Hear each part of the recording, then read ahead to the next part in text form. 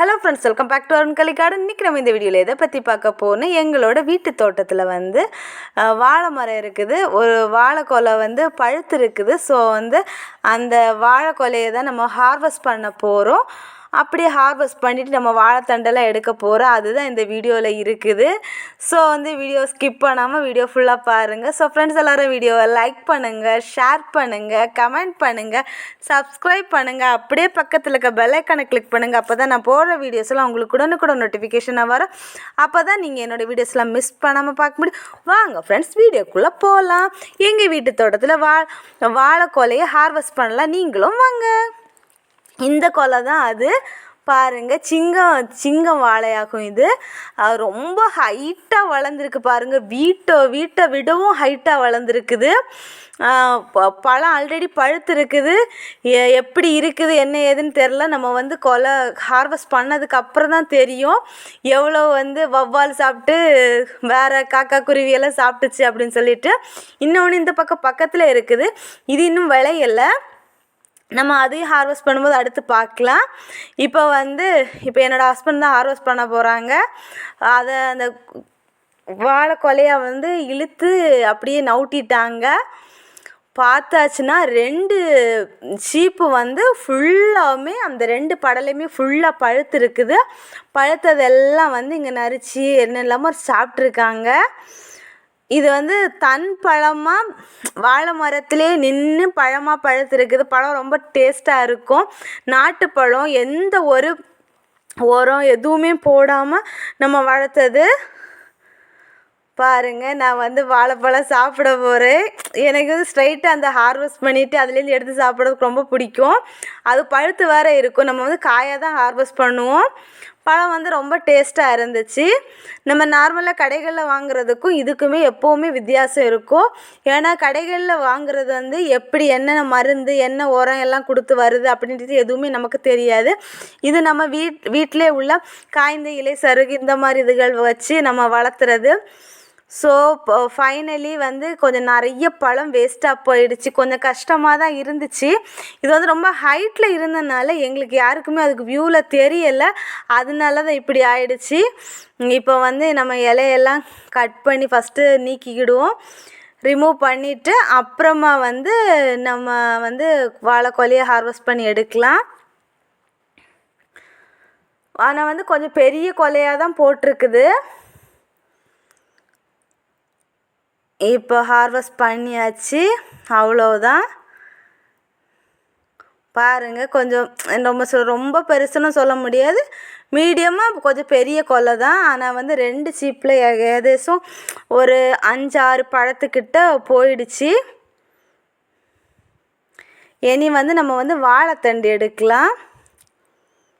இந்த வாழைத்தண்டு வந்து நமக்கு நல்லா டேஸ்ட்டாக இருக்கும் கூட்டு வச்சாச்சுன்னா.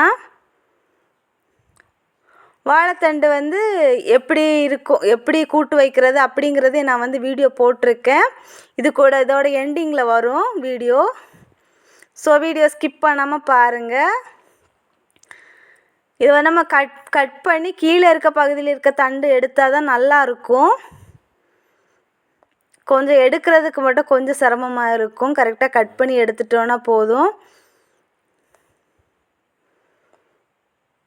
கட் பண்ணி எடுக்கிறாங்க கொஞ்சம் கொஞ்சமாட்டு. இதை வந்து நம்ம வந்து கீறி உள்ளே பிளந்து எடுக்கும்போது உள்ளேருந்து நமக்கு வந்து அந்த தண்டு எடுக்கலாம்.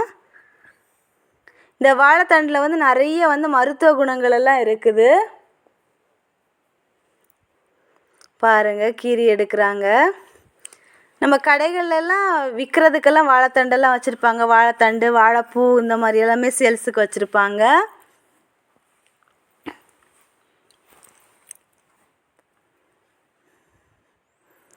நம்ம வந்து இன்றைக்கி யூஸ் பண்ண மாட்டோன்னா நம்ம வந்து ரொம்ப அதை வந்து அந்த ஒவ்வொரு லேயராக எடுக்கக்கூடாது. கொஞ்சம் லேயரோடு அப்படியே வச்சிட்டோன்னா போதும். இல்லை இன்றைக்கே நம்ம வந்து பொரியல் பண்ணுவோம் அப்படின்னா நம்ம வந்து ஃபுல்லாகவுமே அதை ரிமூவ் பண்ணி எடுத்துக்கலாம். நாங்கள் வந்து இன்றைக்கி பொரியல் பண்ணல, நாளைக்கு தான் பொரியல் பண்ணுவோம். ஸோ வந்து நாங்கள் வந்து ரொம்ப வந்து அந்த லேயர் வந்து அவ்வளோ கிளியராக வந்து எடுக்கலை, ஓரளவுக்கு தான் எடுக்கிறோம்.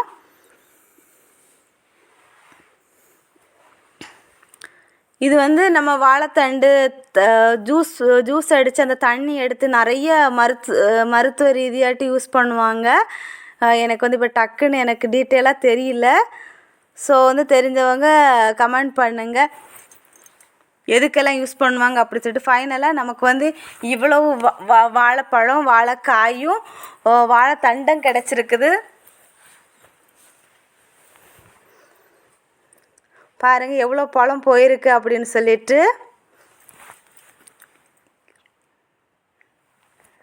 நம்ம வந்து இந்த வாழைக்காயில் பொரியல் பண்ணாலுமே டேஸ்டியாக சூப்பராக இருக்கும். இப்போ நம்ம வந்து வாழைத்தண்டை வந்து இப்போ வாழைத்தண்டு நம்ம பொரியல் வைக்கிறதுக்கு இதை வந்து நம்ம கட் பண்ணி ரவுண்டாக கட் பண்ணி பொடி பீஸாக கட் பண்ணியாச்சுன்னா ரவுண்டாக கட் பண்ணும்போது அதில் ஒரு பூஞ்சி மாதிரி ஒரு இது மாதிரி வரும். அதை வந்து நம்ம எடுத்துட்டு நம்ம கட் பண்ணி தண்ணியில் போட்டு வைக்கணும். எதனாலனா அந்த வாழைத்தண்டு வந்து நமக்கு சீக்கிரமாக கருத்துரும். ஸோ தேவையான பொருட்களெல்லாம் எடுத்து வச்சாச்சு, பார்த்துருப்பீங்க. ஃபஸ்ட்டு நான் கடாயை எடுத்து வச்சாச்சு. இதில் வந்து கொஞ்சமாக தேங்காய் எண்ணெய் சேர்த்துக்கலாம். எந்த எண்ணெய் நீங்கள் சமையலுக்கு யூஸ் பண்ணுவீங்களோ சேர்த்துக்கோங்க. நான் வந்து தேங்காய் எண்ணெய் சேர்த்துருக்கேன். நார்மலாக அஸ்யூஷுவல் நம்ம வந்து எல்லா பொரியெல்லாம் வைக்கிற மாதிரி தான். கடுகு போட்டாச்சு. கடுகு பொரியட்டும் ஃபஸ்ட்டு. அப்புறம் கொஞ்சமாக ஜீரகம் ஆட் பண்ணுறேன்.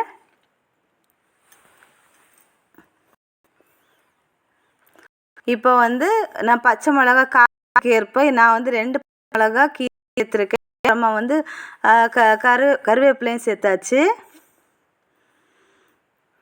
அப்புறமா வந்து ஒரு பெரிய வெங்காயத்தில் வந்து ஒரு மீடியம் சைஸ் வெங்காயம் பொடியாக கட் பண்ணி வச்சுருக்கேன். அதையும் சேர்த்து நம்ம வந்து வறுத்துக்கலாம். இப்போ வந்து நான் தேவையான அளவு உப்பு ஆட் பண்ணிக்கிறேன்.